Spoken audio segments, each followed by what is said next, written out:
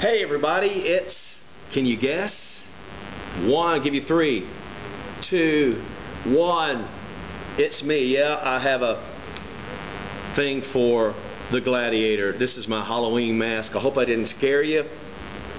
It's actually quite cool. It's a great mask. Some people say, keep it on, you look better.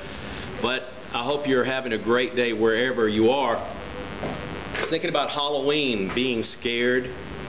How some people like to be scared. Halloween movies, I'm not one for that. I don't like scary movies. I like to relax and enjoy myself, my friends. I like to cook.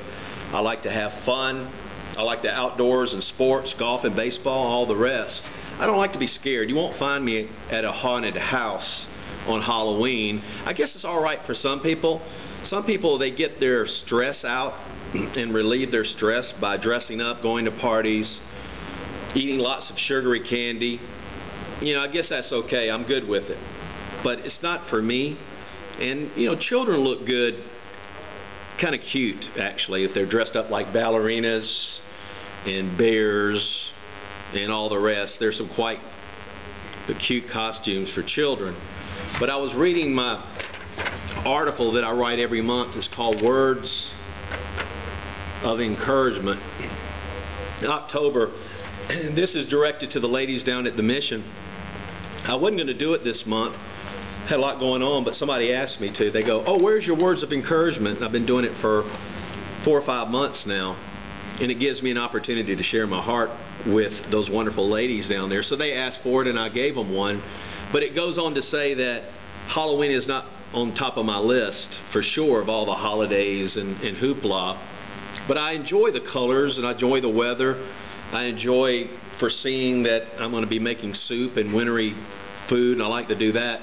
It gives me an opportunity to share my heart a little bit rather than just preach. But scaring someone or being fearful made me think about some passages of Scripture about how the Bible talks about do not be afraid. Don't be fearful. If you have fear in your life, you'll be interested in the message. And it goes on, and I'm reading from my little letter here. It talks about, here's my definition of fear. Overly anxious concern with a huge dose of apprehension added in there. And so most of us share that emotion of fear. The overly anxious concern about something that hasn't happened, you have apprehension about it. I think we can share that. You know, there's good fear in the Bible, and fear is taught from the beginning of the Bible to the end of the Bible, fear in your life. I hope you're not having fear in your life. If you are, this will encourage you. It's a good, healthy fear, the fear of God in awe of reverence of His glory and majesty, His perfection. That's a good, healthy fear. That's not the fear that you run behind a sofa and cringe down. That's not the fear that's talking about. We should fear God with a respect and an awe and a reverence. But the fear that most people share is that apprehension, or that being overly anxious and being very apprehensive.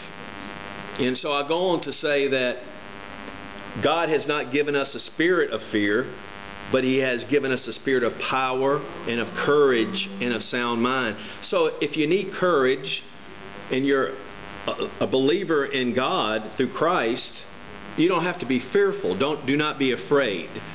And I don't like to be scared or be fearful in my life, and certainly you don't either. But the letter goes on to say, a while back I had let fear creep into my life on an issue. I won't tell you what it is, but it was a task that God had given me to do. And I was fearful that I wouldn't accomplish the task or I would fail. I had the fear of failure. Have you ever been there? So that's what my fear was about. And He led me to, and that's right, I have no power of my own. God has the power. All things are possible with God. With me, it's all impossible. But I had let fear creep up in my life, and God didn't want me to be fearful. It dishonors God when you have fear in your life, just like worry. But fear is like 100 times more intense than worry is. And so I found this scripture I want to share with you.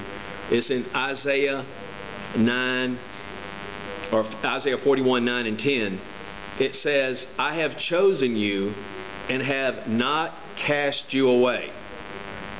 Fear not, for I am with you. Be not discouraged, for I am your God. I will strengthen you. When I got a hold of that verse after I had fear in my life, I let it creep in. God was being pushed out. When I let God in, fear is cast out. So let God in so He can cast out your fears. And read that scripture if you're a believer. It will encourage you if you're fearful or overly anxious, concerns with a huge dose of apprehension. So life will bring some challenges, and sometimes we let fear creep in. Let God in, fear will be cast out. Read Isaiah 41:9 through 10. It encouraged me. And after reading this passage, as this says, it was like God saying to me, what part of this passage of Scripture do you not understand? I'm not going to be fearful anymore. Even if it looks like I'll be able to not accomplish whatever it is, or I'm overly anxious about something, the point of just being still and fearful. Don't let it happen. So be encouraged. Don't be fearful. It's not God's will that you have fear in your life. He's got plenty of scriptures to help you out when those times come. So hopefully this helps you. I know it helped me. I hope it helps you. Talk to you down the road somewhere. Take care.